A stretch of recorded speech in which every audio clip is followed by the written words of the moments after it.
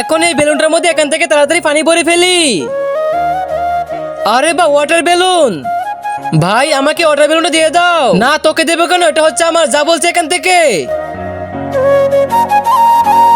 Idea, আমাকে balloon দিলি না, এখন বুঝবি মজা। আঙ্কেল ওই দেখেন, ওই ছেলেটা পানি নষ্ট করতেছে। আচ্ছা দেখাচ্ছি মজা। এই ছেলে পানি নষ্ট করতেছিস কেন, যা বলছে এখান থেকে।